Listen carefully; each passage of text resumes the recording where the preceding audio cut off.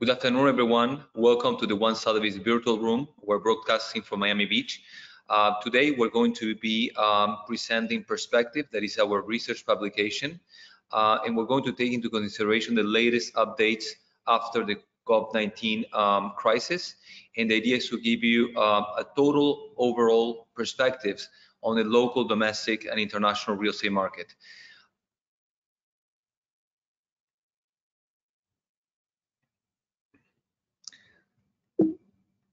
Let me close this. My name is Fernando de Nuñez y Lugones. I'm the Executive Vice President of the Development Division of One Sotheby's. And we're going to start very briefly with the history of our company. Sotheby's started as an auction house in England in 1744, being one of the oldest luxury brands in the world. Today, Sotheby's auction has 9 auction houses, 65 representation offices, and is the largest art volume in terms of transactions with $6 billion a year. But the real estate side of the company, Sotheby's International Realty, was not founded until 1976. Currently, today, Sotheby's International Realty is the largest real estate company in the world, with $114 billion in sales in 2019. From this volume, over 100,000 billion were realized in the United States market. Currently, we have 23,000 associates. They are distributed in 1,000 offices in 70 countries. One Sotheby's International Realty was founded by May de la Vega in 2008, December 2008, and today we're present in 7 counties with 18 offices and over 950 associates. The company volume is $3 billion last year, and we continue to break records over and over, being the #1 real estate company in Miami-Dade. The development division, the division that I represent, we're currently representing 20 projects. We have 16 full-time employees, 53 sales associates.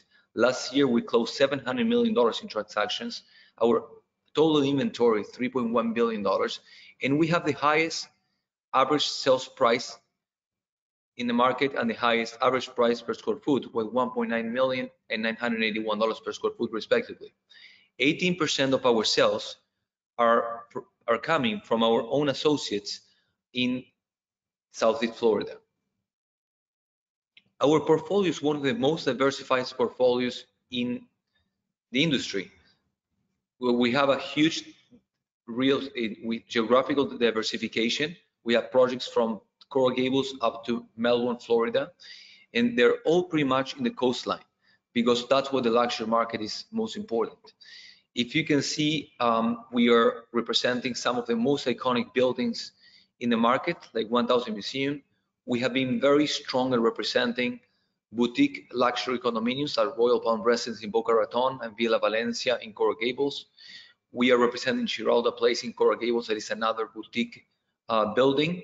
We have started to incur in luxury resorts internationally, like Silver Sands in Grenada. Then we have a huge portfolio that have a marina component, like the Reserve Southern Marina Palms, Adagio in Fort Lauderdale. We have another project in Boca called 327 Royal Palm, 8050 Ocean in Vero Beach. We are representing the remaining inventory of Ventura Park Square and 111 First Del Rey. Most recently, we have acquired a series of projects in the Coral Gables area, especially in an area called Biltmore Square, that are mostly luxury townhome projects. They are developed by MG developers. These townhomes are very sought after by the empty nesters in the area, and they have extremely good finishes and provide a tremendous value for the money. We are still representing the additions in Miami Beach. We have 1 penthouse remaining, and we have become the most important company representing office condominiums. We're working in collaboration with One Commercial Real Estate, that is a sister company, and so far our portfolio is composed of Ventura Park Square that has been fully sold. Forum Aventura is pretty much 94% sold. We have just sold the penthouse at the beginning of this year. Forum Park will be launched later this year, and we're launching currently Creative HQ, that is in downtown Miami. That is an amazing property that is just 1.5 blocks away from the Pride line, and it has a tremendous amount of amenities, since the buyers and tenants will be having access to Nativo Social, that is 70,000 square feet of amenities. Let's talk about the market a little bit. First of all, I would like to express that for the real estate appreciation, there are mainly 6 main factors that drive growth of real estate prices. One, it is the demographic growth. Without demographic growth, there's no appreciation. We need people to move in order to create demand. This demographic growth has 2 main components. The organic growth is people that burn, get married, get divorced, typical things that happen in a day-to-day life, and also immigration, that is extremely important for Florida. Number 2 is the tourism growth, especially in a market that is the capital of second residence in the world, because we see the tourism as a leading indicator as how the future demand will come from second homes and people that will be migrating to South Florida. And a third component that is critical is the employment and salary growth. Since we're pretty much representing the most luxurious properties in the marketplace, the growth of employment makes an economy less susceptible to real estate fluctuations and international demand. And the salary growth, it is critical because the affordability of the luxury condominiums is tied in with this salary growth. Then number 4 is the land scarcity value. We're seeing less and less waterfront sites being available for development, and the scarcity value is starting to kick in our economy, in our real estate economy here in South Florida, and that would drive prices up in the future significantly. Number 5, and this is pretty much for all the United States, and specifically for Florida, we have a very strong political, legal, taxation and exchange rate stability. Investors, they try to fly away from uncertainty, and the United States, the dollar, and the real estate structure is extremely favorable for investments. Number 6 is the access to financing. Financing is the number 1 driver of net worth growth, with the positive leverage that can generate a tremendous equity creation, has been how many Americans have become millionaires. 70% of the people that becomes millionaires, the first $1 million is done by real estate investments. Let's go about the employment side of the equation. Florida as a whole has a GDP of $840 billion. This, if it would have been a country, would represent the 17th largest economy in the world. This, just to give you an idea, is 2 times the Argentinian economy. The unemployment that until this recent crisis was 3.6 in the United States, Florida was at 3.4, and Miami was at 3%. Unfortunately, we have 22 million people that have claimed unemployment in the last 45 days, and it has been the biggest jump in the history of the United States. Even though Florida remains as the number 1 state for startup activities and the second best state to do business, and Miami is ranked number 2 in terms of the financial district in the United States, with over 120 international banks. The Miami metropolitan area ranks among the top 5 metro areas in the country to do business, and we have 1,200 multinational companies that have set up their headquarters here in Southeast Florida. Why is that? The geopolitical location of Miami and Fort Lauderdale has allowed companies to tap into multiple geographical areas and have a tremendous logistical advantages. For instance, most of the United States companies that are targeting Latin America and the Caribbean, they are creating the headquarters or establishing the headquarters here in Miami. The Latin American companies that are trying to tap into the United States market, they are doing their initial steps here in Florida because of the availability of workforce that is bilingual. Number 3, we're seeing European companies that are trying to tap into the Americas as a whole, and they have decided to establish the headquarters in the area. This has created a tremendous business hub that has a lot of positive connotations.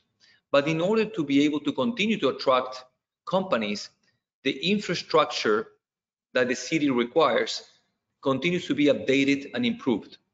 We're seeing, for instance, that the Miami airport is the #1 international cargo in the United States, has received $6 billion in improvements, and the Fort Lauderdale airport has $1.5 billion of improvements as well. The Port of Miami has enjoyed a $1.8 billion in improvement, becoming the closest port from the East Coast of the United States to Asia. The expansion of the Panama Channel has allowed Miami to position extremely favorably geopolitically, because now it has become like a free trade zone. When the merchandise is arriving from Asia gets to the Miami port and they get redistributed to the United States, Europe, the Caribbean, Latin America, and Africa. It's very important to understand that the railroad system that arrives to the Port of Miami can reach 70% of the US territory in 3 days, becoming a very important logistical aspect. The railroad has also had a tremendous improvements and investments. An additional point to consider is that the alternative energy investments has been growing over the years, and right now Florida is one of the most important solar energy hubs in the world. In order to improve and to cope with the demographic growth, there has been multiple investments in the highways and the road system that surpasses the $4 billion now, and over 500 projects have been executed in the last 5 years.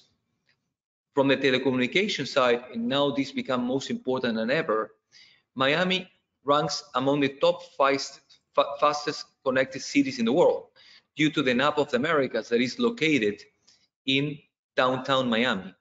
We've seen that this has a direct consequences in what industries are growing. The technology company requires internet speed more than any other industry, and the same thing happened with finances, aviation, hospitality, trade and logistics, health and science, and creative and design. And why is that? The industries that are growing the most, they are industries that are having higher salaries, and that's extremely important to improve the affordability ratio. There has been this unbalance between the growth of the real estate prices and the growth of the salaries have not been growing pari passu. We have seen the real estate price have gone up higher than the salaries. So the fact that these industries are growing is a tremendous positive news for us as the main fundamentals in Southeast Florida. As I mentioned before, Miami has become the second financial district in the country. There's a tremendous amount of presence of mainly all important national banks and international banks. The expansion of the international banks that had been originally thinking about the asset management and private banking component, some of these banks have been acquiring local banks that have expanded their commercial abilities in order to provide loans for foreign nationals in different banks. For instance, we have a partnership with the BCI from Chile, and they are providing all the underwriting process of the Chilean buyers in Chile, and they're lending the money to buy properties in the United States. Something similar is happening with Banco do Brasil and other banks in the region. We discussed that demographic growth is one of the main components of potential real estate appreciation in the future. And in that terms, Florida is the fastest growing state in the country, with 902 people migrating per day. We're expecting the population to grow to 26 million by 2040. And if we see how this immigration is distributed, 55% of the immigrants are arriving to Southeast Florida. That is where our main economic and business base is located, and the rest is 45% goes to the rest of the state. The immigration chart that you can see has two main colors. The lighter blue represent domestic immigration, and the dark blue represent international immigration. If you see the column furthest on the left, Florida is the state that is attracting more immigrants in the United States, and it's pretty much 55% international and 45% domestic. We are expecting these trends to shift, and we're seeing the domestic immigration will increase at the fastest rate than international immigration for several things that we'll be discussing later. Texas ranks third, and Arizona ranks third. Second, Texas, and third, Arizona, sorry. In terms of the states that are losing more population, New York, California, and Illinois are the biggest losers in terms of this change in the demographics in the United States. And this is very interesting because there's two main components. One, it is taxation, and the second one, it is the 65 million baby boomers that they were born after the Second World War. They're now determining where they're going to be retiring. And if you understand the income taxes structure in different locations, and the chart that we're presenting right now, for the personal taxes, there's three levels of taxation. The federal taxes, that they are equal for the entire country. We have the state taxes and the city taxes. The good thing about Florida, they don't have state taxes, and Miami does not have local taxes. If you see New York, Los Angeles, and Chicago, you will be saving between 1 and 12% of your income just by switching your residency to Florida. In the corporate income tax, the state also ranks very favorably if we compare it with other locations, with the exception of Houston, that has a tremendous attractiveness in terms of taxation. And on the sales tax, we also rank very favorably. That is very important because of the fact that we have, between Miami and Orlando, some of the most important shopping centers structures in the country. If we combine the lower taxation with the cost of living, this is a fantastic combination that attracts all the people that wants to get retired. If you see the chart, Broward, that is mostly Fort Lauderdale for us, Palm Beach and Miami, they're ranking between 110 and 115 over the national average that is 100. But if you see New York and San Francisco, New York is 2.5 almost the national average in terms of cost. In San Francisco, is almost 2 times the average, followed by Washington is 1.5. So that means that the disposable income after taxes, if we compute the cost of living, not only you're saving money in taxes, you have a lower cost of living, but you enjoy a much better lifestyle. And that is what we're discussing right now. The main drivers for tourism are extremely strong and will continue to be strong, especially after this crisis. We enjoy an amazing weather. The art and culture is improving significantly. We have beautiful beaches. We are being exposed to a much broader global cuisine, and we have one of the best shopping and entertainment cities in the country. If we analyze Florida as a whole, Florida is the #1 tourism destination in the planet, with 100.6 million people per year. The people arrive mainly through the airports, also by ship, and now we're going to have an expansion of the trains.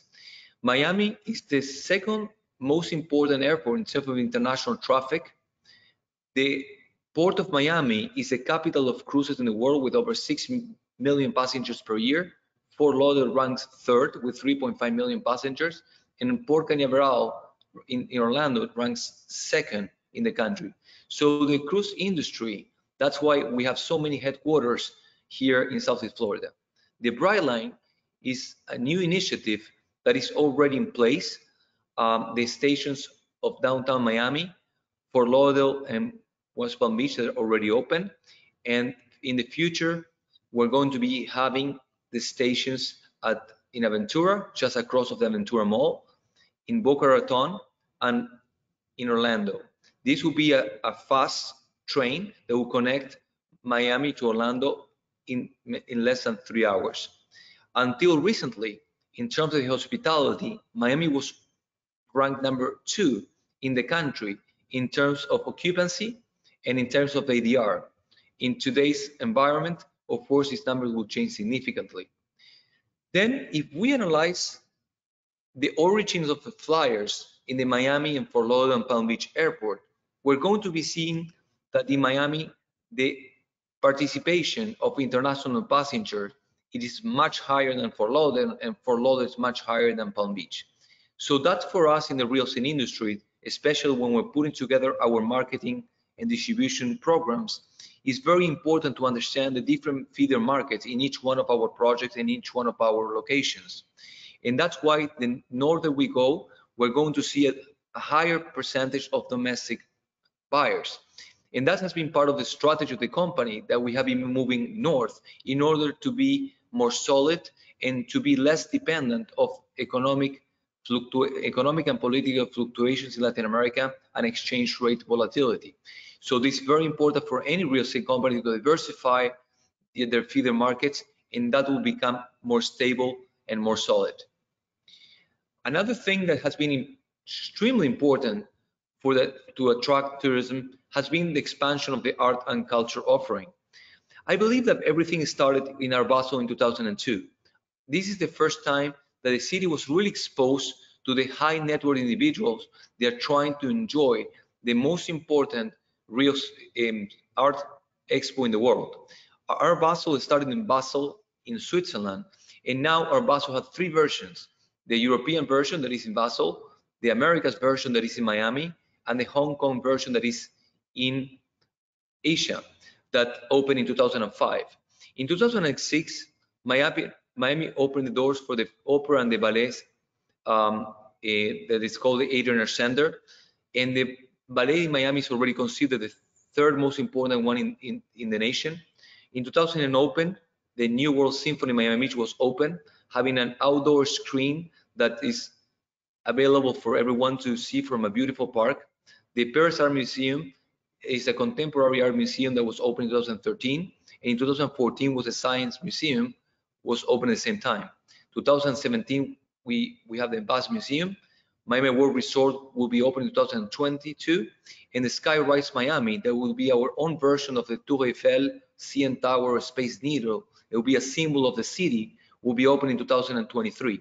This will be located in Bayside, just across of downtown Miami, and it will be a tremendous attraction that is going to bring 4 million visitors per year. As we discussed before, the dining options has expanded, and now we have some of the best restaurants from all over the world, from Asian cuisine, Latin American cuisine, Italian, European in general, and this is continuing to expand. So the quality and the quantity of restaurants has been expanded very rapidly, and is today one of the most diverse cuisines in the world. While in the entire United States, the retail is retracting and is dying out, we're seeing that most local real estate, shopping centers in our area have been expanding. We're seeing a huge expansion of the Ventura Mall and the Bal Harbour shops that is in Sawgrass, and we're seeing how a new neighborhood was born with a design district that is right now our own version of Rodeo Drive of Fifth Avenue, that is each time more appealing. But in 2021, we're going to have a new alternative. It's going to be called American Dream.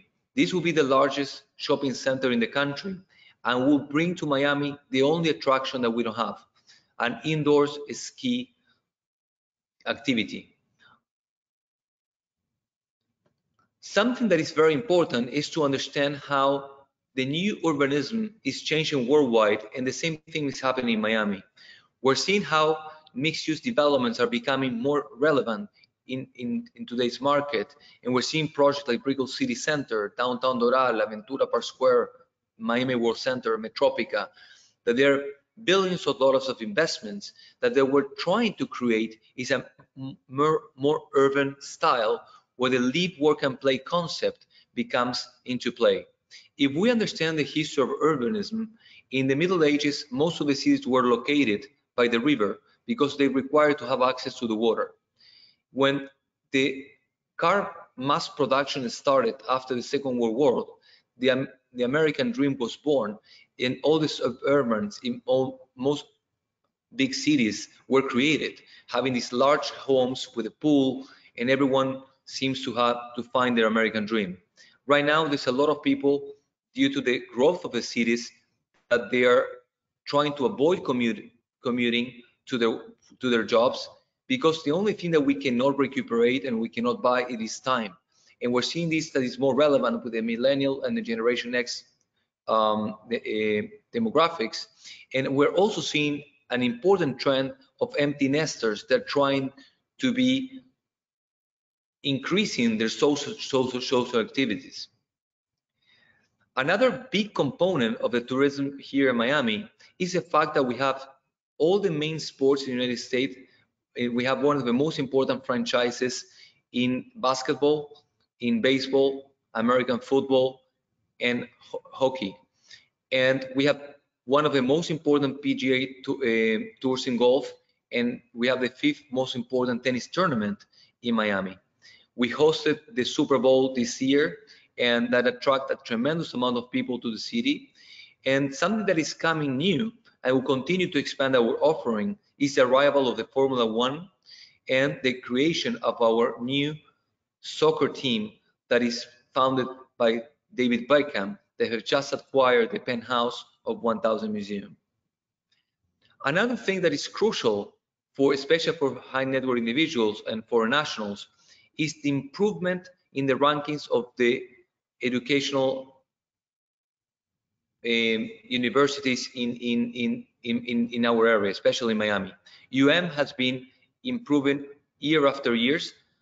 Kellogg University, they opened their doors in Coral Gables for their international MBA program that today is ranked #1 in the country. Babson College from Boston is opening the doors in Brickell. It's going to be a new campus. FIU continue to expand the programs, the size, and the quality of education, and these some of the examples. Something similar is happening with high school, elementary school, and middle schools. The other extremely important component to attract the baby boomers is the health system. Today, South Florida has some of the most reputable hospitals in the country, and in some specializations, they rank #1. Cleveland Clinic, Mercy Hospital, Jackson Memorial Baptist Hospital, and Mount Sinai are some sample of what the health system is providing to our residences. Another element that is helping helping to improve the tourism and the appealing of the city. Today, Miami skyline is the 3rd most important in the country. But something that differentiates us is the most modern landscape, and some of the most important architects in the world, they're leaving their footprint behind. And we have had the chance to work with Zaha Hadid directly in 1000 Museum, but we have tremendous amount of other projects being established by European architects like Norman Foster, Herzog and de Meuron, Rem Koolhaas, some Latin American architects like Carlos Solt, Cesar Pelli, and of course, very important American architects like Richard Mayer and Frank Gehry.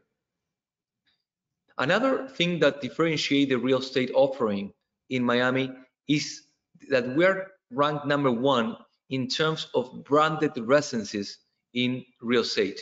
Everything started with the hospitality brands, with the Ritz-Carlton Residence, the Four Seasons, the St. Regis, Auberge, W, Conrad, pretty soon the World of Astoria. And then we move into fashion. And we had now Armani, Fendi projects, and most lately, car makers are also leaving the footprint behind, like the Porsche Tower of Aston Martin. This is very interesting because why Miami is ranked #1 with branded residents in the world? And the main reason is that the feeder markets that we attract, especially some special countries in Latin America, there is the aspirational component that is very well sought after. And for developers, it's also very interesting because since we are catering to international global demand, the price elasticity curve in Miami is very inelastic.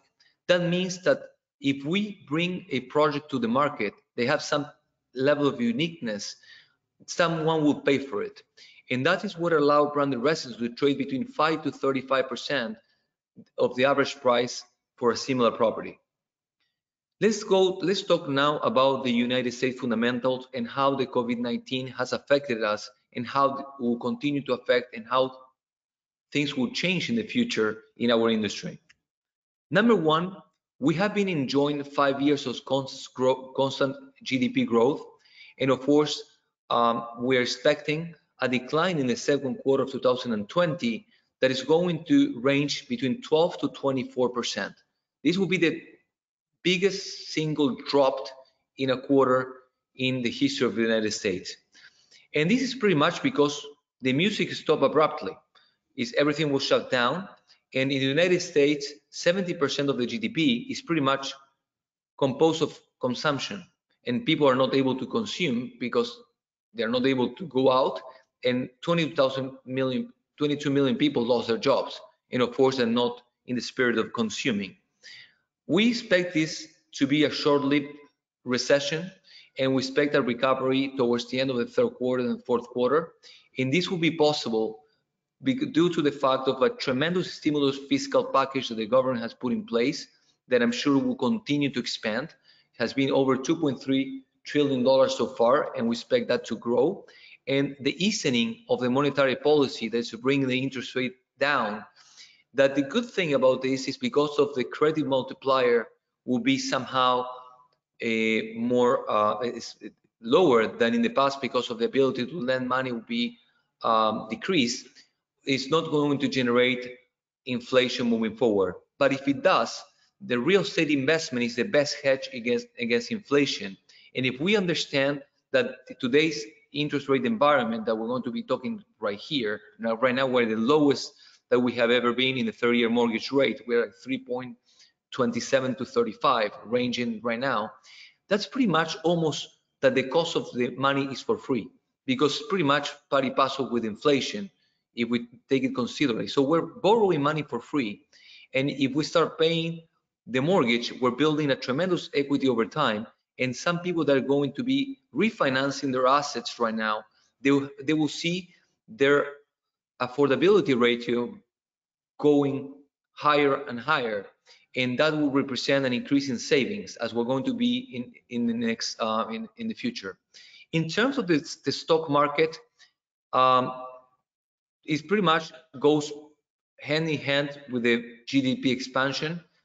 We have seen a tremendous, the gray areas called the wealth effect, and we have seen that pretty much we have 5 years of continuous growth, and that's how generates something that's called an economy wealth effect.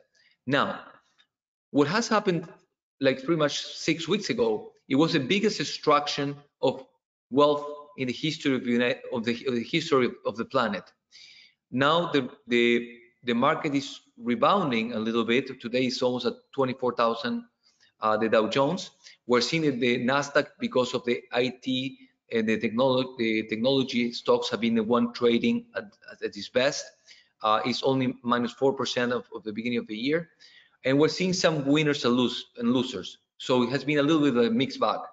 The most affected industries has been hospitality, retail, energy, financing, and we're seeing the technology stocks like even Citrix or Amazon, they're at its records.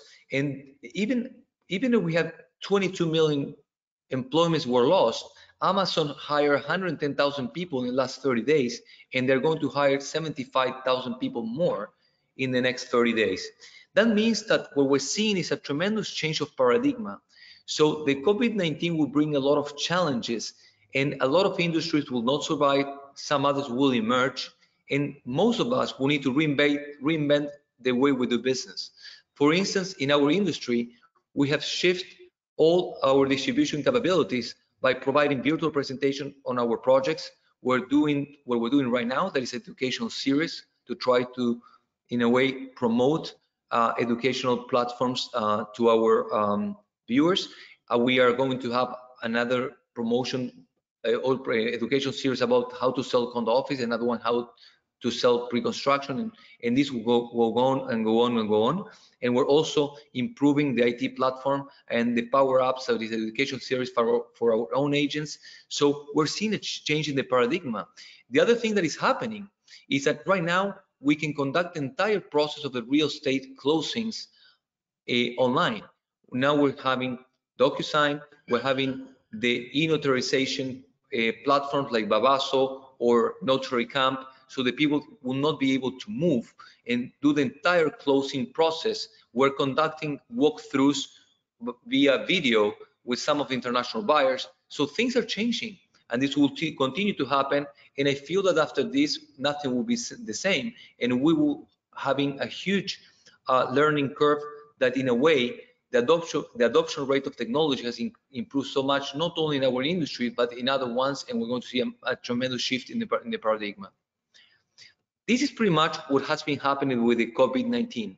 We have about 2.2 million cases confirmed worldwide. That is heavily understated because of the lack of tests. We have 150,000 people that is dying, and we're seeing that most of the curves are starting to flatten. The government is already talking about a 3-stage reopening of the economy that's going to be on a state basis, depending on how each one is performing. And there will be a gradual open of the economy. And this has been pretty much, has 3 main components. Number one, the shutdown of the economy and the social distancing.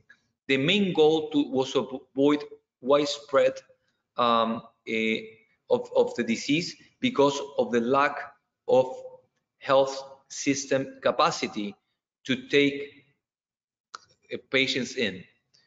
Now, the government has focused on trying to accelerate the production of respirators, vaccines, and testing. There's about, in the world that right now, there's about 60 vaccines are being created. 3 of them, they're already in human trials. And we have one company, it's called Gilead, that is claiming that the treatment is working favorably. And that has been partially of the rebound of the stock market this week, has been based on, we're seeing some light at the end of the tunnel, that we're going to see a decrease in the mortality rate. And of course, soon with the vaccine, hopefully a decrease in the level of new people getting the disease. In terms of the real estate market in South Florida, I wanted to discuss today many people talking that this is a crisis that is similar to 2008, 2010, and I will explain why this is far from the truth. Prior to the 2008 crisis, the month of inventory of home sales were 8.2. That means that at any single point in time, the amount of sales in a month, in order to absorb the inventory available without having new units to the market, we needed 8 months to absorb the inventory. Prior to this crisis, the national average is 3.1. That means that we're having a shortage of real estate units in the market while we were having oversupply in 2007. That's a very important, different starting point. Number two, in 2006, 25.4% of the income of the families in the United States were used to pay their properties. Right now, it's only 15.5. That is exactly what I was mentioning about the affordability ratio. And this is happening mainly for 3 reasons. Number one, in 2006, the mortgage rates were nearly 6%, when now in average at 3.5. So that, of course, decreased the monthly payment. Secondly, the salaries have been increasing. And third, if we analyze the pricing adjusted by the inflation, still now in some segments, we are cheaper than in 2007 and 2008. Some others are more expensive, for instance, Miami Beach. But this has been changing, and that's why the affordability ratio has been improved. And I feel that this will continue to improve because we're going to see a lot of people refinancing their properties, and that will enable them to have more money to buy second homes, etc. once this crisis is over. The other component that was very different from the previous crisis is that the average appreciation in the previous 6 years of the crisis was about 9.5%, while in the 6 years present to today's environment, we have a 5.5% appreciation. So there has been a more speculative component in the previous 6 years prior to the bust in 2008. But this was caused by a tremendous amount of availability of debt. If you see this chart, even today, we're 25% of the supply of financing that we had in the previous crisis. Banks learn from this experience, and their underwriting process changed significantly. And we have seen that for the developers and for the buyers, everyone has more skin in the game. Before, I remember that for some condo conversions, the banks were lending up to 105% of the price. So they were giving you the entire money and they were paying for the closing costs. And you just need to have a heartbeat to be able to access the loan. Today, that's not the case. The entire overall underwriting process is a lot more strict, and we're seeing the availability of credit has been increasing. And at the beginning of February, at the end of February, it's starting to decrease, and we're going to see a decrease in the access to credit in the next 2 to 3 months until this stabilizes. The other thing that is very important to understand that in the previous crisis, the amount of cash out from home equity lines and second mortgages were huge. The 3 years precedent to the crisis, $824 billion were withdrawn from the properties, and they were used to buy other properties on a speculation move. They were used to buy luxury goods, traveling, and in some cases, home repairs. In the last 3 years now, the total volume is 2.32, which is pretty much 25% of what happened. And if we adjust this by inflation, this number is even lower. The main difference is that the people right now became smarter, and they don't use the money just to use luxury goods. What they've done is they've done home improvements, so that created an extra appreciation of the properties. That's why the 5.5% average real estate price appreciation in the last 6 years, it is a little bit misleading, because part of this appreciation is due because of the improvement of the quality of the offering due to new developments and also home improvements. If we analyze the Miami-Dade market, and I'm not going to go through this, we're going to see that if we analyze February of 2020 against February 2019, if we see the last, on the top in blue, you see the single family home market. In the bottom, you see the townhomes and the condos. If you see in the last two items, we're seeing a decrease of the month of supply of inventory in both cases. Anything that is lower to 6, that means that you are in a seller's market. If everything that is above 6, it is a buyer's market. So if we see this, it's very simple to determine that the single family home market is stronger and less volatile than the condominium market. And that is due because of the amount of supply that you can bring to the market in the single family homes is very, very restrictive. In the condo market has been a huge improvement year over year, and that was happening. As a matter of fact, as a company, in the first quarter of sales in new developments, we were 220% up in comparison of last year. In the Broward market, you see that when we go north, the numbers, even for homes and for condominiums, are even more solid. We're totally into a seller's market. So discounts, flexibility in pricing, and in terms is a lot less available. And if you go to Palm Beach, these numbers become even more relevant. So the norther we go, we see that the market is less speculative, more domestic in nature, and more end user oriented. And the supply is much, much smaller. That is some of the main drivers why some people are starting to invest north in order to be enjoying some of the benefits of this stability. If we understand that the total supply of the market, so every single household that is built in Miami-Dade, is only 3.31% in the market. That is composed of 3 main components: the single family homes for sale, the condos and townhomes for sales, and the active rentals. If this number is less than 5%, the market is healthy. Now, if you go to Broward, that number is even lower, 2.3. Again, the northern we go, the markets are more solid, and they're having a shorter supply. This is very important to understand why, in overall terms, the market is very healthy. That does not mean that for one specific building that was recently delivered, there's not only 3.31% of the units available. This number can be 5 to up to 30%, depending on the quality of the development and how good this project was perceived in the marketplace. So this is like the stock market, as we described before. We have the technology sector doing fantastic, and we have energy and retail doing, and hospitality doing very poorly. So this is so critical for you to have the right real estate advisors to explain you which one is a building that you're going to be a much better investment alternative. On the new development side, we're seeing after the 2008 and 2010 debacle, the new development inventory started increasing very modestly in 2012-13, and all the gray bars in the graph, there all the projects being delivered. On the top, you see the amount of units, and in top of the graph, you see the number of projects. You see that most of the supply hit the market in 2018, and we're seeing a reduction in 2019, and we're seeing a drastic reduction for 2020 and 21.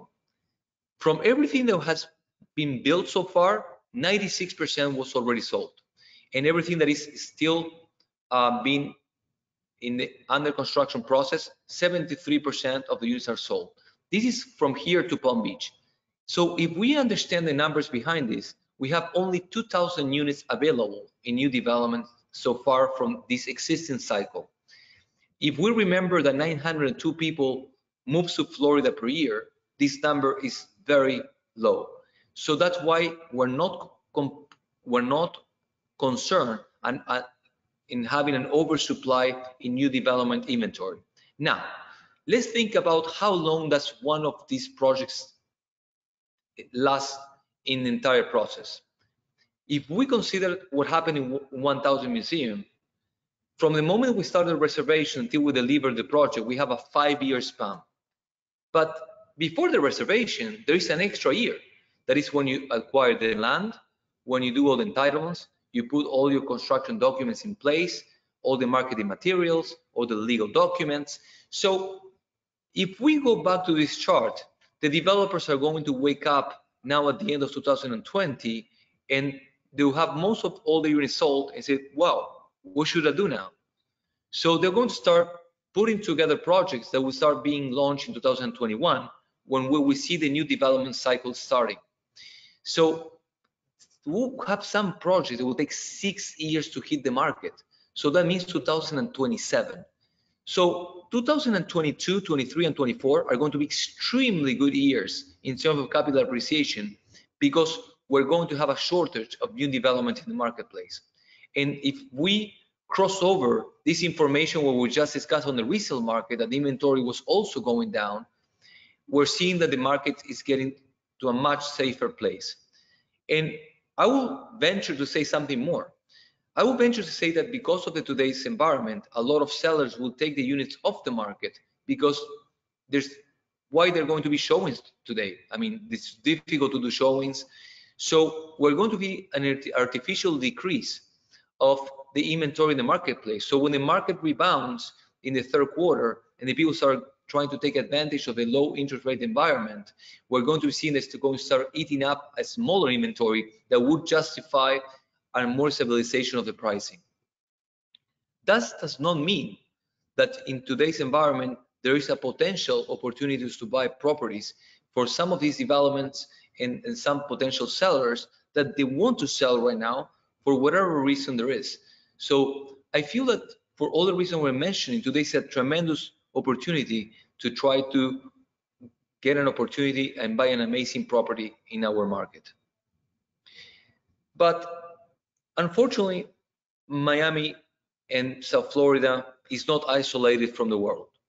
So if we understand how our feeder markets are and where the buyers are coming from, we're seeing on the resale market, Canada is #1 with 20%, Brazil 12%, Colombia 7%, China and Argentina with 4%, and 2% we have France, Chile, Russia, Germany, India, Ecuador, Peru, Dominican Republic, and 25% the rest of the world. 53% of all sales are from foreign nationals, and 65% of these sales are being paid in cash. This is from Miami to the West Palm Beach market. But if we analyze these numbers for the new development, these numbers and these feeder markets change significantly. For instance, in this chart, you don't see Mexico, but in the luxury condominium market, Mexico is one of our most important feeder markets with Brazil. And also Argentina has a much larger market representation than 4%. Chile is increasing, and Peru is increasing as well. So there's a very different pie chart if we just analyze new developments, but unfortunately there's not public information about the entire new development industry. But we're predicting that in the near future, the international buyers will be less relevant due to the fact that since the oil prices tank and they move even lower than $30 a barrel, we're seeing that all the exporter markets, especially Mexico, Colombia, Brazil, that they have an important oil export component.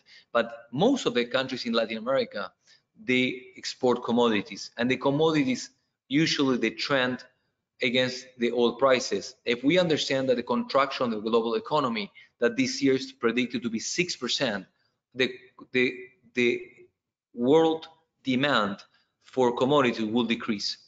So this means that there's a potential devaluation that will continue to take place in some of our key feeder markets.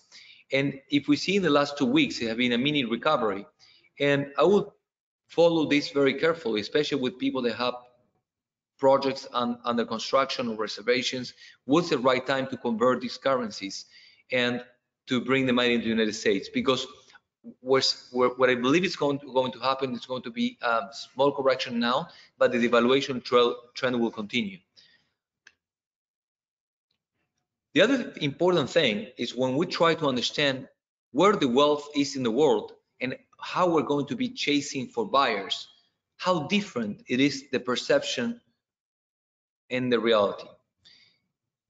The high net worth individuals that in this chart is the people that has over $5 million in net worth, 39.2% they are based in North America, 27.1% in Asia, and 25.4% in Europe. There's only 2.8% in Latin America, with a huge concentration of wealth. Africa and Oceania, and Middle East also have huge concentration of wealth. So if you are launching a project today, what will you do? Will you target Latin America, or you try to go into feeder markets within the United States? Avoid political and exchange rate fluctuation risk. And that's exactly what we're doing as a company.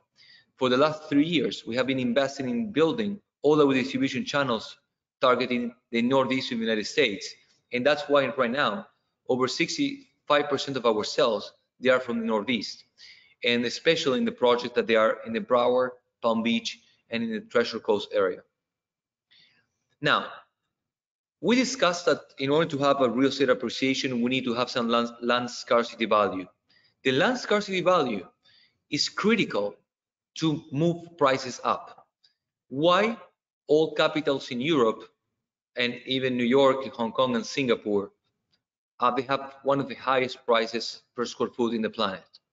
Because there's no supply of infill sites to develop, and all the potential new supplies is extremely stringent. In Miami, we're starting to hit some land scarcity value in the ocean front. If you analyze all the potential sites from South Beach to Golden Beach, there's only 12 potential development sites.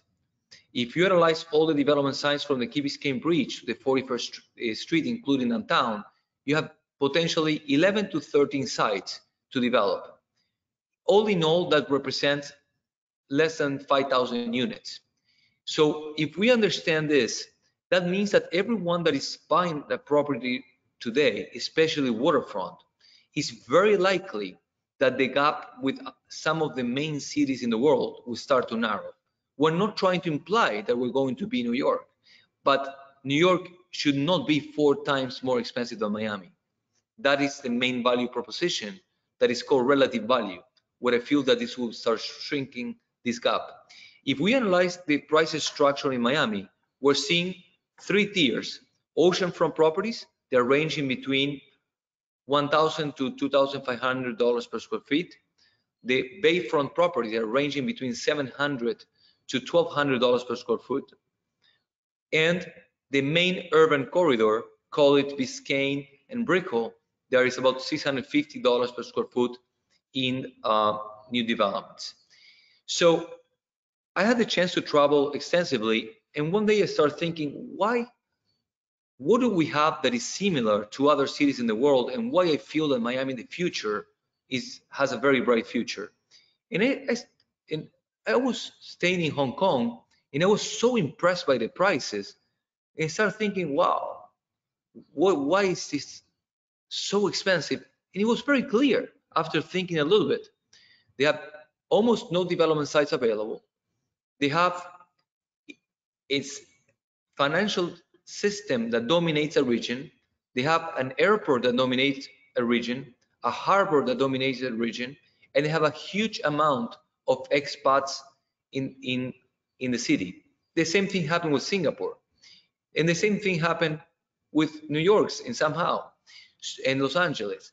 So what Miami is that we're in a different level of maturity. We're moving in that direction, and with all the tax advantages, the quality of life, the cost of living, and the real estate prices, we're predicting a tremendous amount of immigration to continue to flow our cities, and that will continue to drive prices up. So what is happening right now is something very specific in time. And in economy, you cannot base your investments in something specific. You need to think about the long term, and the fundamentals for the city have never been better. This chart is pretty much the same as the other one, is that with $1 million, what can I buy? In Hong Kong, I can buy maybe a kitchen. In Fort Lauderdale, you can buy almost a 2,000 square feet waterfront luxury condominium with all the amenities that you want. So that's why when the people, if they're thinking where to place their money or when to have a second residence or where to become a resident, we are competing extremely well with the international markets. Another thing that will become very favorable to us is that governments are starting to impose a lot of taxes to international buyers that are buying new developments. In Vancouver, it was 20, now it's 25%, Toronto is 15%, United Kingdom is 15%, Spain moved up to 14% now, Hong Kong 15%, and Sydney 8%. Let's think, who are the main feeder market for all these cities? It is China. China is the largest exporter of real estate buyers in the world. And the local governments, they needed to impose taxes in order to slow down the appreciation of real estate prices, because the local population and the local salaries increases could not cope with the Chinese demand. And even further, for instance, in Australia, Chinese, they have no longer access to financing. So governments are protecting their local population, and that's why they are curbing down the demand from the international buyers. But if you look the taxation in New York and in Miami, 3.9 in New York, in Miami 0.6, not only were a lot cheaper, but the barriers to enter are a lot smaller. And the other thing that no one thinks about is how we're measuring the price per square foot. If you go, for instance, to Europe, the hallways, the parking, even the storage, they are computed into your square footage. So when someone tells me that in Spain, the price is $800 per square foot, that's a lie. Very likely, the net space is between 1,100 to 1,200. When the people buy a property in Toronto, Montreal, they need to pay $50,000 for a parking space, that in our case, the parking spaces are included. So if we analyze the price itself, how the price is computed, and the taxation, we are becoming an extremely attractive option for international buyers. And the day that we're going to have direct flights to Asia, and this day will come and will come soon, the Asian buyers will flow our city, and they're going to make a tremendous amount of impact because we're not prepared for such a demand. That will be another driver to bring prices up, and that's why I'm so bullish with the future of our city. Finally, the political landscape in the world, it is a mess, and we live in paradise. Besides and before the COVID-19, Spain was, the political sign was moving to the left, and the wealthiest population was very scared that the left party would bring a new tax structure that was going to be similar to France, and that when France had a 75% for the ultra rich, most people fled to Belgium and England, and they left the country to change the residency. Italy, the extreme right and extreme left, for once they have a common goal, and is to try to leave the European Union, creating an Italy's potential issue. United Kingdom, with the Brexit, they have a huge identity crisis. They don't know who they are anymore.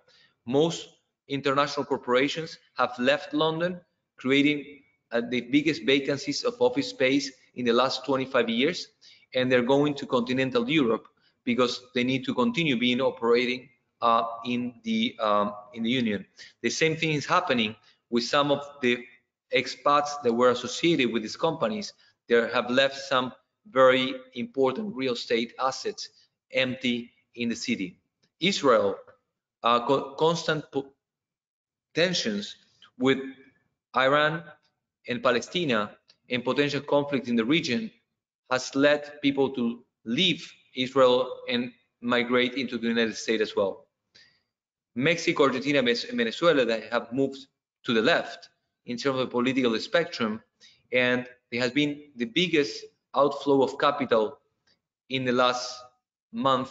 In Mexico has been already a year and 3-4 months, and Argentina has been more recently, but the capital outflow has been tremendous. As a matter of fact, Argentina is at the verge, or we are already at default in their sovereign debt, and there's now a 3 type of exchange rates, becoming very difficult for the Argentinians to take the money out of the country. People cannot buy more than $200 at the official rate, that is 65, while the parallel market is over 100, and so it is a huge cost to take the money out of the country. Venezuela, the affordability of the people that have been left in Venezuela has been eroding because of the constant devaluation and a decrease in the output of the economy, and the mismanagement of the entire economy and the system overall. Brazil, that was very shyly starting to get out of a huge and long recession, the most important in the 25 years of the country, the COVID-19 is hitting them again. That means that right now, Brazilians have been the most enclosed economy in the region. Usually they reinvest in the country, they have the money in the local banks. For the first time, they're becoming more and more aware that they need to diversify their asset holding, and the United States will continue to be a safe haven, and real estate as an asset class will become more and more relevant because of the hedge of inflation and also because of the lower volatility. In Colombia, finally, we've seen that the past treaty has allowed the FARC to be reinserted in the institutional and political map of the country, but unfortunately the people that were beneath them, the people who actually were doing the work, they don't know how to make their living, so they're becoming to the bad habits again, drug trafficking, kidnapping, and crime, and that is creating a new wave of insecurity, so people are looking for a plan B in the future. And most recently, the social unrest in Chile, Peru, and Ecuador has also shown the weakness of some of the economies. So if we understand the world and we understand the geopolitical map, the United States will continue to outperform the rest of the economies. Latin America, most of the commodity export countries will suffer significantly. We're seeing a loss of affordability. We're seeing that the European Union is less willing to undertake a very aggressive monetary expansion. So that means that the recovery will be slower than the United States. Here, the fiscal package and the monetary expansion will be a lot more aggressive. And Europe is not so willing to rescue banks. The United States will do so. So we're seeing that the recovery in the United States will be faster and more solid over time, and will continue to be a capital preservation and in a capital safe zone in the future. I would like to thank all of you. I hope you have enjoyed the presentation. I appreciate your time, and we're here to give you support and information and to continue to bring the best tools available for the broker community. And now I would like to open a round of questions and answer. Thank you so much for being part of this webinar. Thank you, Fernando. In general, the question is if we're going to share these beautiful slides with our agents. That I have a question from like 3 or 4 of them. So are we going to share this with our agents? Yes, we're going to be uploading this presentation in our new YouTube channel. We're going to be having a new YouTube channel and a new social media platform. So we're going to be sharing some clips, and we're going to be having a lot of we're going to be having all these platforms available. We're going to also upload the presentations for the office condo mastermind, the pre-construction mastermind that Harvey Daniels and Vanessa Bill will be performing. Ivan Ramirez will be doing the office condo mastermind, and we're going to continue to launch a lot of education series. The next one also will be how to build an international referral network that I will be presenting with Ignacio Gonzalez Aria, our business development manager for international division. And we are trying to provide the best tools available, and we're very excited. I feel that this is a crisis that caught us all off guard, but in this time is when leaders are born, and we hope that everyone is understanding that we're putting the best resources and the best technology and the best platform out there. We have just relaunched an amazing website with an amazing intranet. We're having a tons of educational series for our agents, and we're working really hard not only to be called one, but to be the #1 company in the marketplace in terms of quality for all of you guys. Perfect, thank you, Fer. Also, Peter Green is asking us, when do you expect the best deals to occur in 2020 due to COVID-19? In the next 2 months. Perfect. Everybody, great presentation. Everybody's happy. Thank you so much. Elena Blancer is asking if this has been recorded. Yes, we will be uploading in the YouTube channel and also on our website. We'll have a part of trainings, and this will be shared there as well. One view. And one view. Perfect. I want difficult questions. You Daniel, want difficult questions?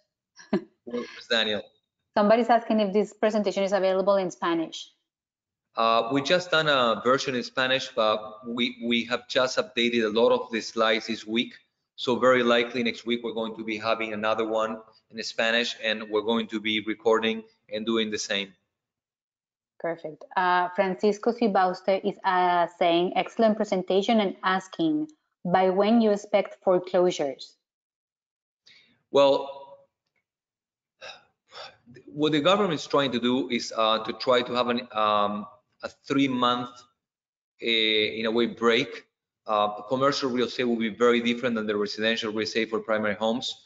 So we expect that some commercial real estate assets, mostly linked to hospitality and retail, will be the first one to suffer. I believe that that the economy will reopen hopefully in this 3-month period. So we're going to see some foreclosures for sure, because some people will be losing the jobs, and the job creation will not go so fast as the unemployment rate. Let me explain you something very, very obvious. Today you had a restaurant that have 20 people working in the restaurant. You open the restaurant day one. You're not going to rehire 20 at the same time, because the people will be changing their behavior, and they're going to be a little bit scared of going out at the beginning. So you're going to hire 10 people. And then as the people get back to normality, and society usually tends to forget things easily, in 6 months, the people will continue to reach the maximum point. But there will be some people in between that will need support. The government is giving support, and the banks are giving support. Remember that the banks, they have no incentive in showing higher default rates, because that will require higher capitals. So we're going to see loan modifications. We're going to see some types of abatements. So it's going to be very interesting times, and it's very important for all of us to be very well aware of what's going on, to see how each one of us individually can minimize the impact and maximize the potential help that we're going to be having from our vendors and the government. Perfect. Nick Rodzicki is saying, great presentation since the pandemic started. Thank you, Fernando. Eduardo says, thank you. Liliana, thank you. And Monica Penagos is asking, do you expect new developments to be open to buyers financing their pre-construction investments?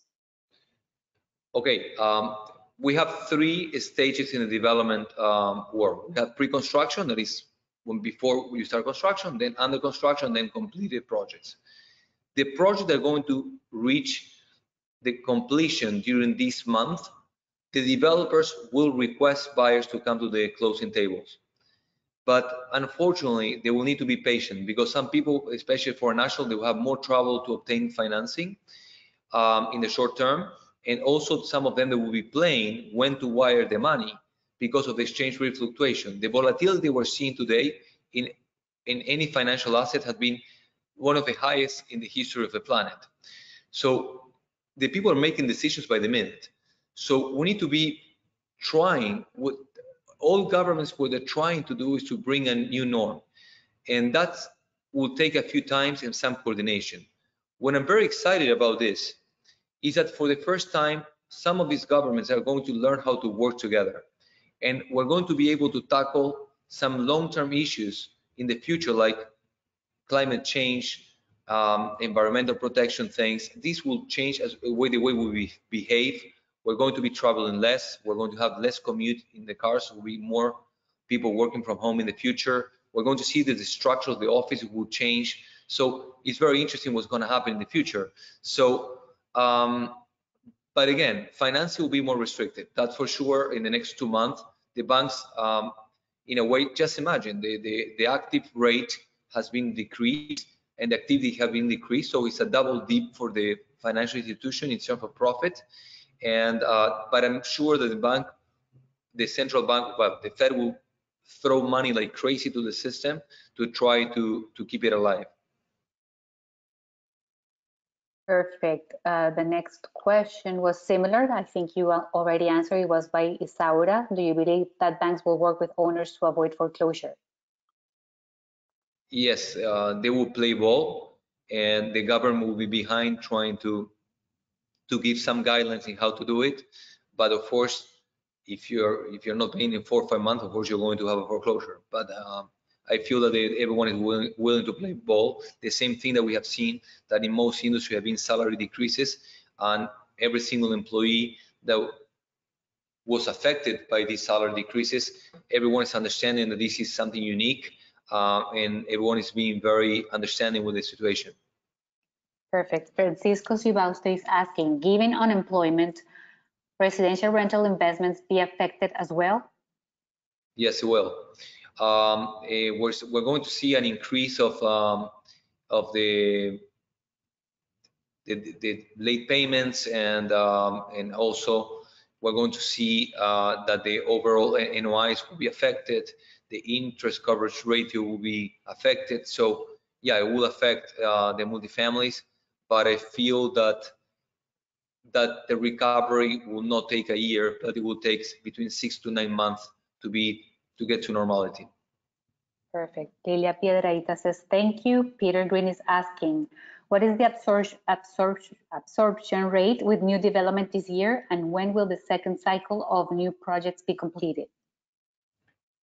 The absorption rate this year has been totally derailed. We had a phenomenal first quarter, so we were very hoping that the new development cycle will start this year, and we're starting to see properties coming to the market between 2023 and 24. I feel that this will push us back 1 year. Thank you. Eduardo Prunes asking, what changes, if any, do you see coming with the designs of future buildings and building amenities due to COVID? Very, very good question. I'm seeing that, for instance, we have a project that's called Villa Valencia, that they were already ahead of the curve in terms of they have included the Delos package, that is a wellness package, where the air system and the purification is a lot healthier. The showers are built in a way that you receive vitamins. The lighting changes depending on the time of the day to improve, and even the smell to improve sleeping patterns. I feel that the central air conditioning system will be pretty much dead moving forward. I feel that everyone will have a protocol in terms of deliveries, and I think that the other thing will change from the management and also from the amenities that the buildings will be offering. I feel that, for instance, how the internet, I don't know if some of you are working from home, but in certain places, the internet speed from home has been decreased because it's a peak of a lot of people working at the same time from home, especially in the condominiums, and that is affecting the performance of some people. That's why we create this virtual room in Miami Beach in order to have a much better connection. We have a tremendous connection here, so we're very excited that we're ahead of the game and we put this together. But yes, that will, and also I feel that the other property that I feel that is a little bit benefit from this is Creative HQ. That is an office condominium, because of these creative offices are going to be smaller in nature with a lot of amenities and with a very strong technological platform. So they will be able to have a very good front office, and the back office could be working from home, but all the entertainment in the front office to be able to happen in a single location, and very close from public transportation that today, of course, no one will use it, but also have very good access from the highways. I feel that the locations and access is also going to be an important factor moving forward. Perfect. Elena Blunser is asking, the land availability of 13 spaces you mentioned, are those vacant now? Most of them are, and a couple of them are potential redevelopments, and most of the land availability is still in Sunny Isles. Perfect. Elizabeth Ford is asking, when will the international network development session will be? I believe that we're going to be able to do that between 7 to 10 days. Perfect. Elena Blunser again, she's asking, should buyers be looking to gather old great locations which have structures on them? If you have the money, why not? Now, today's a great opportunity to do some land banking, that's for sure. Isaura is asking, what will be your message to agents in One Sotheby's to cooperate to drive the market, to cooperate not to drive the market down? What will be your message to us? Look, if you have people that they don't need to sell right now, and you feel that the availability of the showing is nearly impossible because in certain condominiums you cannot even get in, I will put down the listings because that will bring the overall inventory down and that will be more confidence to the market. Number two, I feel that it's very important to make everyone understand that real estate is a long-term investment. It's not a 30-year bond, but it's a 3 to 5 year horizon at least. And what happening right now is extremely disruptive, but the fundamentals of our economy, that's exactly what I was trying to portray to you, and hopefully we'll be able to share this with your clients. Is super strong. Honestly, Miami is one of the cities who have one of the fastest growth in terms of salary, in terms of a retail offering. It's all the once the tourism gets established, we're going to have a tremendous pent-up demand. We've seen that this year we had one of the most amazing sales. We sold the penthouse to David Beckham in 1000 Museum. We sold the Forum Aventura penthouse.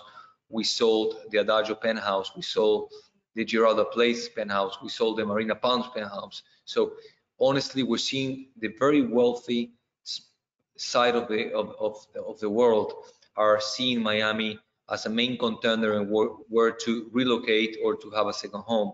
And I feel that will not stop, and more companies will continue to come here to establish the business, because the infrastructure that we're building the last 10 years is extremely strong. If you see the airports in LaGuardia or JFK, you want to cry. The infrastructure is so poor.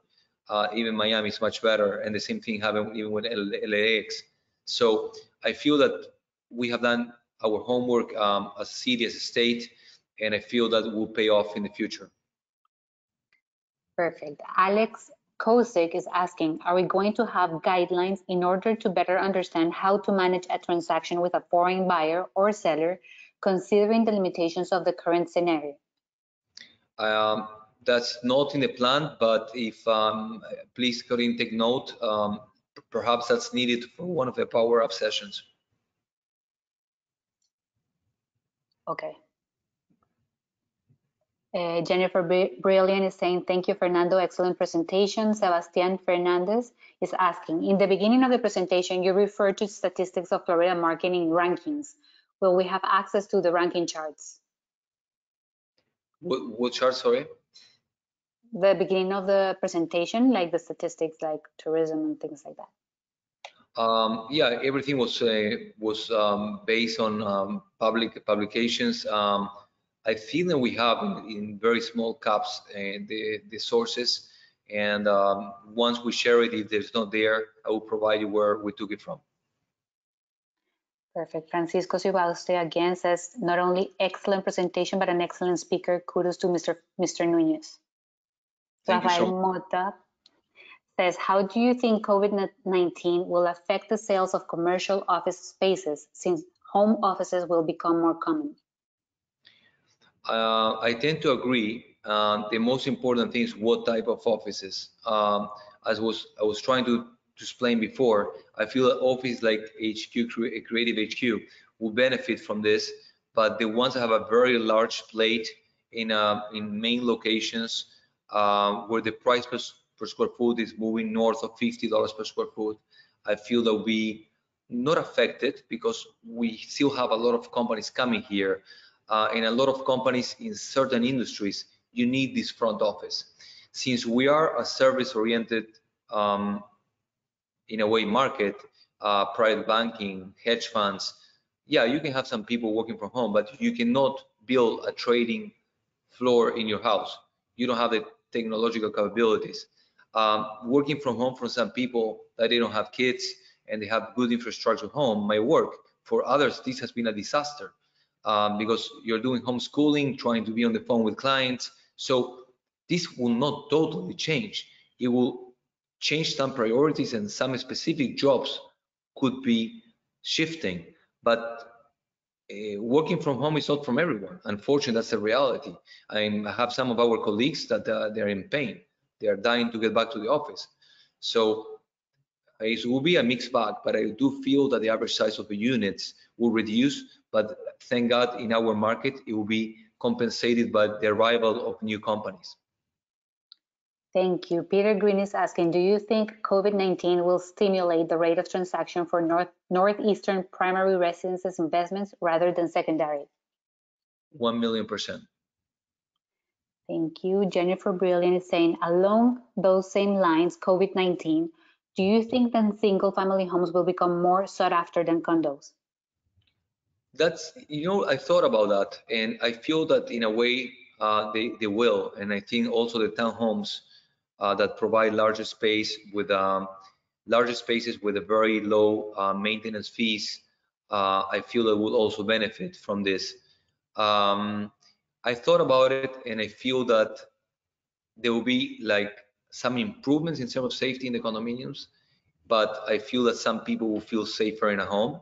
So this could happen.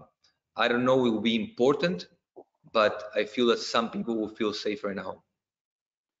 Thank you. Which market will be most affected in Miami due to the financial downturn? I feel that the condominiums with over 300 units are going to be more affected. I feel that the small condominiums that are more local in nature and built for end users will be less affected. And the northern we go, it will be less affected, and the western you go will be more affected as well. Thank you. Grant Landberg is asking, hi Grant, do you see a higher and faster absorption rate in boutique projects, 50 units and under versus larger projects? 100%, and that has been our bread and butter. As a company, we made that decision 2-3 years ago that we would rather have projects under 50 units, heavily amenitized, and with very high, in a way, finishes, and with average prices between 1.5 and 3.5 million. That has been our bread and butter as a company, and I feel that we made the right decision when we made that move a few years ago. Peter Green is asking, who will be the next top 3 buyer markets to focus on? New York, all the three, not only New York, the Tri-County area, Boston, and Chicago. Chicago is impressive what's going on. We have in a couple of our projects, in one of them specifically, the last 3 sales are from Chicago, and in Boca, New York and Chicago has been very, very strong. And we expect that to continue to grow, because what people are thinking as well is that, look, if this ever happen again, I don't want to be locked in a small apartment with no access, with no amenities. Remember that the average age of the buildings in the Northeast is a lot older than ours, so the amenities are almost non-existent. The units are smaller, and the outdoors is a lot cooler. So a lot of people is rethinking why I'm paying more taxes when I'm getting cold, when I don't have access to all the amenities. If I can have a much better quality of life there, I still have my loved ones here, my kids or my grandkids, or I can, and some people will rethink where they live because of this home work from home. Some consultants that they were going to co-working space, something, I don't need it. I'm having access with my computer online. If I need to do any entertainment or speak with them in person and take them to the restaurant, that is cheaper than paying the co-working space. So what it's going to see, it's very interesting. Different industries will have a very different behavior, but I feel that eventually we're going to be a big winners after this mess. Perfect. Karina Quintana is saying, excellent presentation. Thank you. I look forward on how to build a referral network session. Can you speak on which states and countries have bought, are attracted, and are buying the OneServe new development projects by name? If not, if you can provide that at a later opportunity, but she's asking, Karina Quintana. This is long, but I will try to be brief. The northern you go, the percentage of northeastern and domestic buyers is higher. The lowest the price point, for instance, Creative HQ, and more pre-construction at the beginning of the cycle, you see a much more important component for international buyers. And then we're seeing projects like the MG developer townhome series like Althea Road and Bilmer Road. These are ones that are benefiting the most from the empty nester type of buyers. So Royal Palm in Boca and Adagio, Northeast, 8015 Treasure Coast, all Northeast, no Latin American component at all. Coral Gables projects, mostly local buyers, the empty nesters, downtown Brickell, a mixed bag, but an important international component. Thank you, Sebastian. Fernandez says, thank you. Francisco Sibausta says, any suggestions for agents during this time? Well, we have been providing you guys with the most amazing tools and the most amazing Power Up series for you to grow as professionals. And the idea is to create all this material so we have enough content to go back to our buyers and sellers and to give them better information. But the most important thing is the psychological factor. This type of crisis has a huge toll. So in terms of some of you that they have PAs and so on, I don't know if you already applied for financial aid. The ones of you that have mortgages, and you will see that this will negatively impact your income. Speak with your banks. Try to make. There's one book that I recommend. It's called How to Face Unemployment. You can find in Amazon and Barnes and Nobles. That gives you 100 tips and how to deal with your unemployed. And this is not for people that are unemployed, but a lot of things makes you rethink how to use your money, what type of activities to do, how to use your time when you have downtime. So that book was very interesting, and I encourage you to read it if you have not seen it. But use your time wisely. I mean, you have two options: to watch Netflix the entire day, or to wake up in 3 months and be smarter and better in everything you do, and to be able to know the tools, so in your next leasing presentation you can kill it. You have more information to discuss the buyer's objections, and that's what it's all about.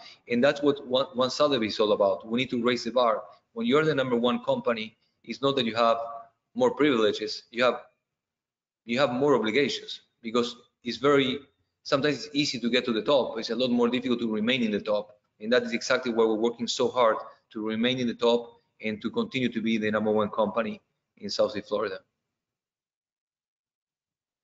Thank you. Elena Blunser is asking, I have heard that boutique buildings will be more sought after because of less density in one building. Do you agree? 100%. And Peter says, what about the next foreign investor? Next foreign investors? Mm-hmm. Well, in the short term, we're going to be I feel that Europe, the exchange rate with the euro has not been so affected as the currency with Latin America, and the economic growth in Europe and the rental income in Europe will be a lot less attractive. So I feel that Europe will become an important market for us in the future. I feel that the Asian market, as soon as we have direct flights, will be critical for us. But we cannot forget our bread and butter. We all know that Brazil with the real over 5 is difficult. We all know that the Mexican peso over 23, 25 is difficult.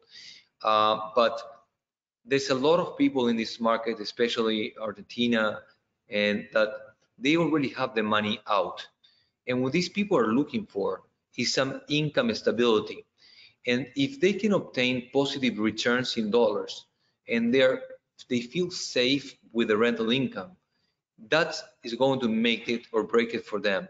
Because the larger the devaluation is, this rental income could represent a tremendous amount of difference in life, in quality of life for them. I remember when I was a kid and my father was an ambassador, and remember that when at the beginning of the year, we were paying $800 for a 3-acre house, 9 bedrooms, and each maid was like $30. By December, the rent was $200 and the maids were $8. So that was what happened in these countries. That's a reality. So if you have income in dollar terms, you can have a tremendous quality of life. And unfortunately, what is going to happen is that the disparity of income will be unfortunately worse after this. And that's why we need to rethink as a society how to improve these inequalities. Other thing that I want to bring up is that I'm very surprised and proud in how companies, celebrities, and philanthropists have been invested so much money in order to help with the COVID-19. And all this money that's going in research and development is going to be very important for the recovery of the economy and to reduce the fear factor that will be in the society. So we need to thank all these ones, and also to the first responders that they are day in and out, risking their life for all of us to be safe. And we need to be grateful of what we have and not to be thinking how much of what we lost in this process. Thank you. Elena Blunter is asking, I see people offering 30% below listed price now. How can we handle this situation? Well, these are one-off, and if someone can pick up these opportunities, that's the right moment to do it. Some people need to sell, and they need to sell. Some people, they will need to sell properties because they need to put money into their companies to float them. Some people will need to take loans towards their properties to float their companies and their expenses if they are unemployed. So there will be opportunities, and for the people that is liquid and they understand the long-term fundamentals of our city, I feel that if someone has these type of opportunities, the people should take it. Thank you. Isaura is asking if you can repeat the title of the book that you recommended. How to Face Unemployment. Thank you. Sandra Gold is suggesting to be able to see the questions because it's not always clear. So maybe next time we'll type it in the chat so you can read it as well. Okay. Fernando says, Peter says, hi, Fernando, I realize that Brazilians that invested before 2014 can sell at a significant loss in Miami. However, they have a significant gain in reais at the current market. 100%. And that's especially remember that the people that bought at the beginning of this development cycle in 2011, the real, I feel that reached 1.6.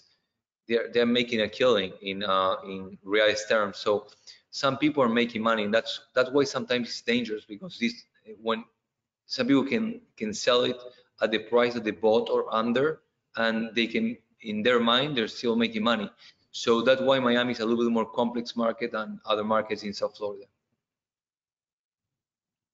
Fernando, thank you so much. I think that's it for today. I want to congratulate you and thank everyone that attended. We had a great engagement. So, on behalf of Juan Sotheby's, Mai de la Vega, and Daniel de la Vega, and the entire development division and the rest of our staff, we want to thank you for participating and be on the lookout with everything we're doing. We're trying to provide you the best tools available for you. Thank you everyone again, and I hope you have a wonderful weekend. Thank you.